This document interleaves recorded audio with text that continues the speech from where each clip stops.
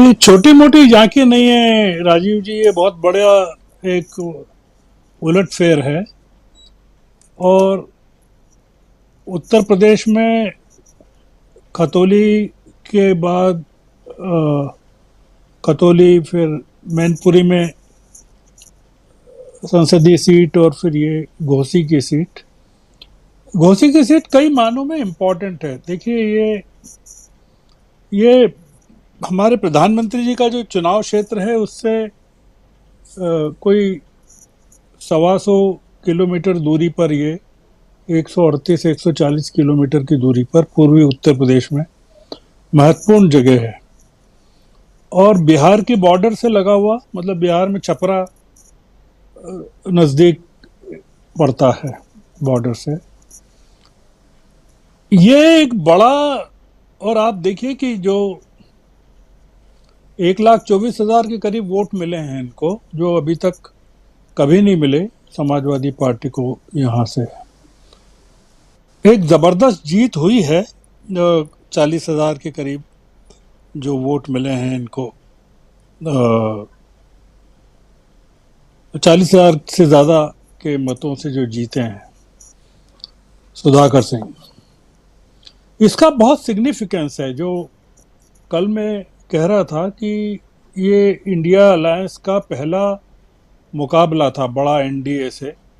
सारी पार्टियां जुड़ गई थी यहाँ पर घोसी में, इनके साथ, अखिलेश की पार्टी के साथ, अखिलेश के उम्मीदवार के साथ। और अखिलेश ने कहा भी है कि ये इंडिया अलायंस की जीत है।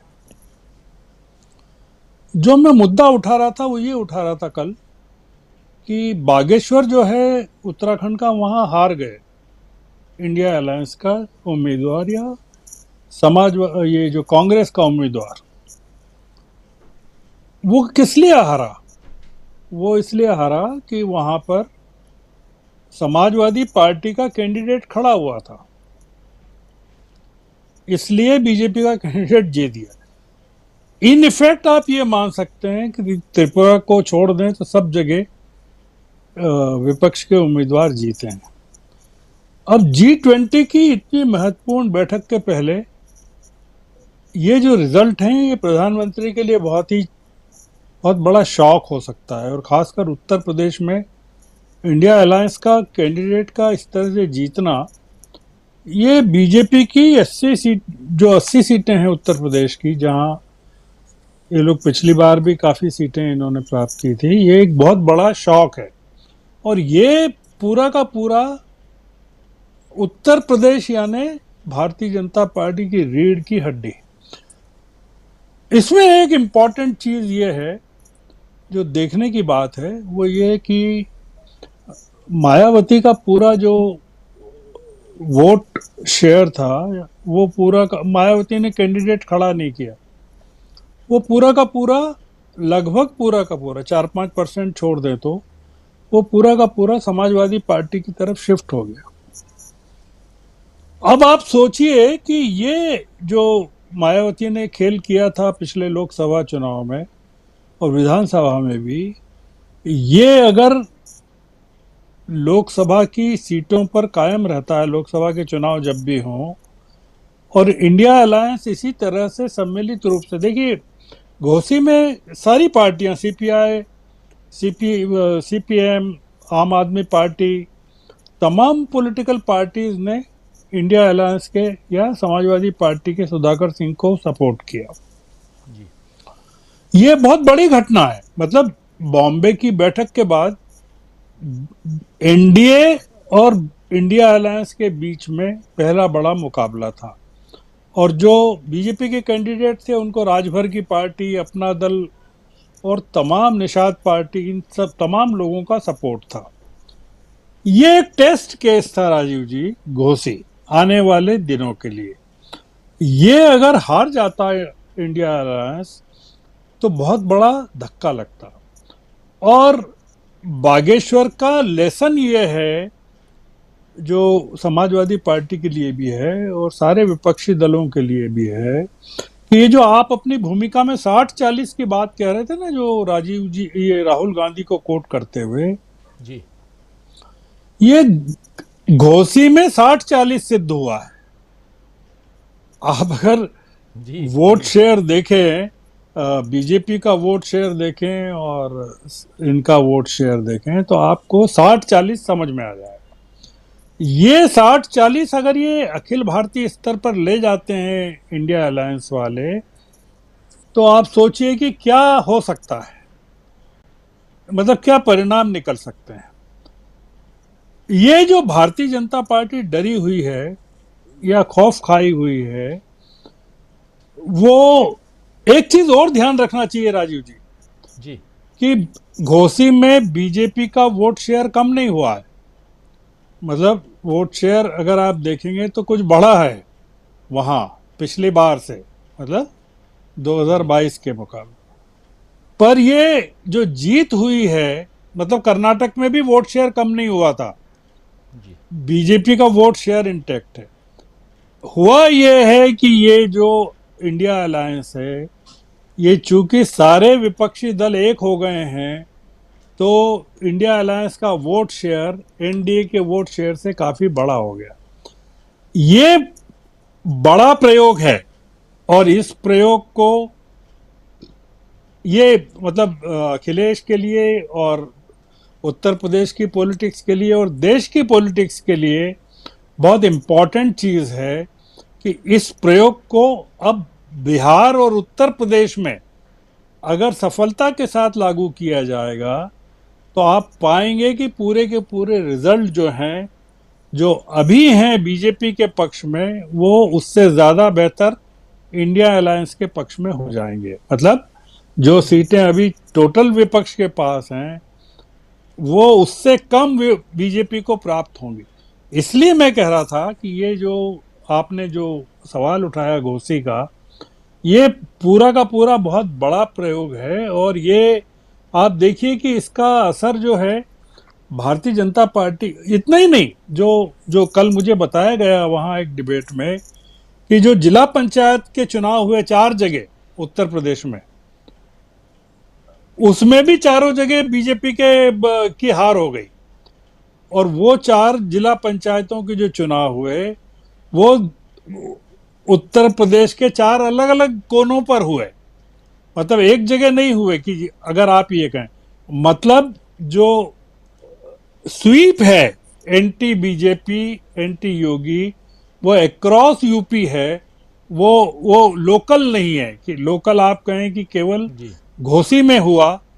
तो मैंने जो कहा कि अगर उत्तराखंड में भी अगर एक एसपी के कैंडिडेट खड़े नहीं होते और सीधा मुकाबला कांग्रेस का और बीजेपी का होता, तो बागेश्वर की जीत भी मिलती। त्रिपुरा की जो 2 सीटें मिली, वो मिलना इसलिए जरूरी था कि वहां अपोजिशन के नाम पर केवल सीपीएम है, कांग्रेस नहीं है, और सीपीएम बहुत कमजोर है वहां।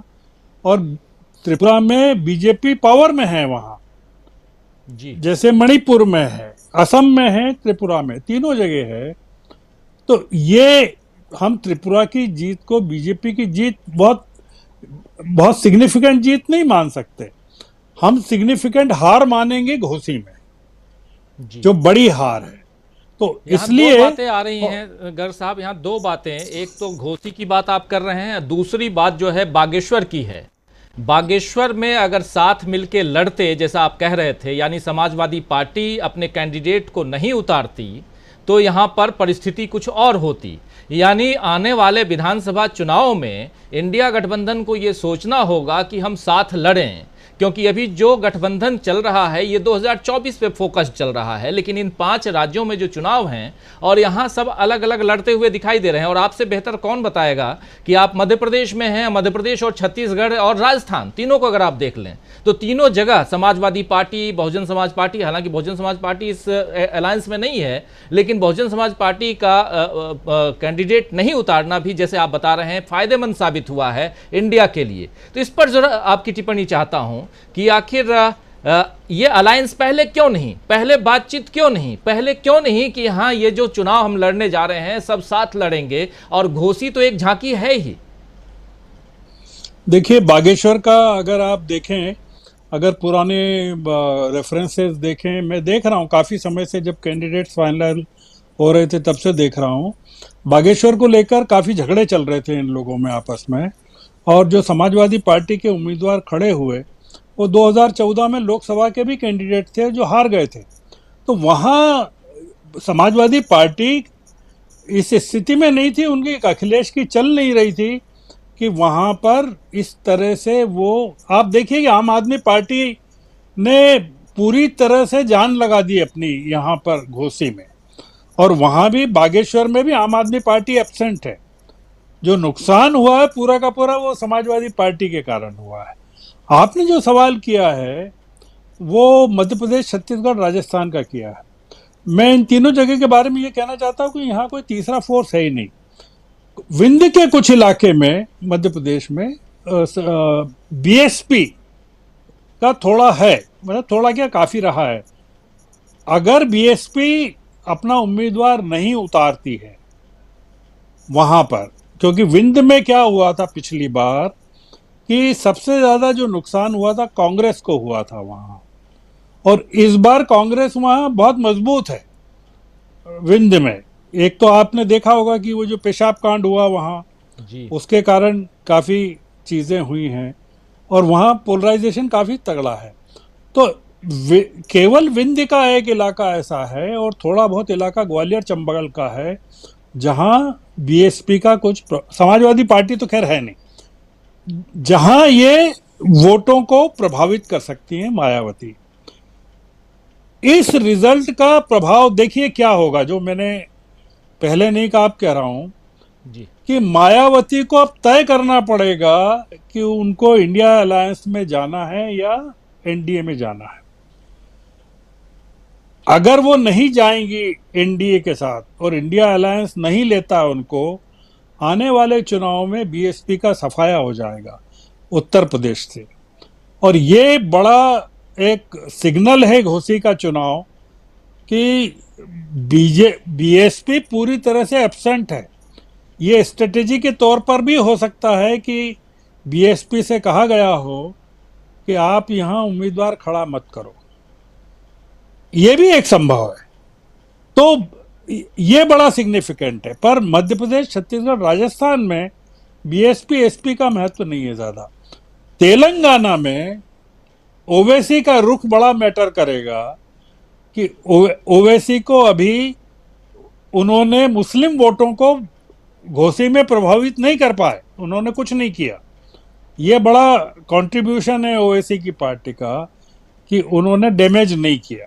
तो वो उनको समझ में आ गया है अगर कि उनको मुस्लिम वोट बैंक को डिवाइड करके बीजेपी को फायदा पहुंचाना है या उनको इंडिया अलायंस को फायदा पहुंचाना। मायावती, मेरा ऐसा मानना है कि आने वाले चुनाव में, रविकांत ज्यादा अच्छे से बताएंगे हालांकि वो सुन नहीं रहे मेरी बात, पर मायावती का निर्णय दलित वोटों को किस तरह टिल्ट करता है, वो अगर एब्सेंट रह जाएं, साइलेंट रह जाएं, एक गुप्त अंडरस्टैंडिंग हो जाए इंडिया अलायंस के साथ, तो भी बहुत ज्यादा फर्क पड़ जाएगा। पर मायावती जो हैं वो अब एक थर्ड फैक्टर के रूप में उत्तर प्रदेश से, उनमें भूमिका उनकी बहुत कमजोर कर दी है घोसी के चुनाव में। ये अगर हो गया है कि दलित वोट अगर पूरा का पूरा शिफ्ट हो गया है समाजवादी पार्टी के साथ या कांग्रेस के साथ, और मुस्लिम वोट भी हो गया है, तो आप समझिए कि जो कॉन्टेस्ट होगा उत्तर प्रदेश में और बिहार में वो लगभग बायपोलर हो जाएगा। तो वो इंडिया अलायंस के लिए काफी, और यही महत्वपूर्ण है। ये जो उत्तराखंड, उत्तर प्रदेश और बिहार, यह सबसे महत्वपूर्ण सीटें हैं जो बीजेपी की रीढ़ रही हैं पहले। अब तो खैर बिहार नहीं है, पर 2019 में तो थी, अब स्थिति अलग। तो इसलिए ये घोसी का चुनाव विपक्ष के लिए भी इंडिकेटर है और एनडीए के लिए भी है, और सारे के सारे जो पॉलिटिकल सिनेरियो है इस देश का उसके लिए। आखिरी बात ये कहना चाहता हूं कि स्टालिन के बेटे ने 2 तारीख को कहा था सनातन धर्म पे हमला किया था। यहाँ मतदान 5 तारीख को हुआ, कहाँ? घोसी में। घोसी में। इन्होंने पूरा कोशिश की हिंदुत्व के, इंडिया अलायंस हिंदुत्व के खिलाफ है, वो तमाम कोशिशें की। जो मतदाता है पूरे देश का, उसने इस चीज पर यकीन नहीं किया।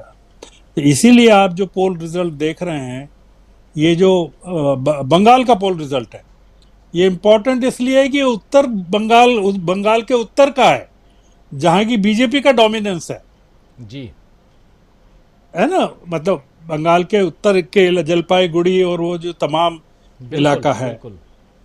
तो दार्जिलिंग सिलीगुड़ी ये पूरा एरिया, हाँ जलपाईगुड़ी जी। हाँ हाँ। तो आप अगर ये जो इलेक्शन रिजल्ट को एक अलग तरीके से एनालाइज करेंगे, आपको इसके अंडर करंट्स बीजेपी के अब आने वाले फैसलों पर मिलेंगे, और वो फैसले आपको पार्लियामेंट के स्पेशल सेशन में नज़र आ जाएंगे कि ये जो चुनाव हो रहे हैं एक के बाद एक, जिनमें बीजेपी हार रही है, पंजाब हो, बंगाल हो, कर्नाटक हो, हिमाचल हो, अब बीजेपी की क्या स्थिति है उसमें वो एक चीज और जोड़ दें गर्ग साहब कि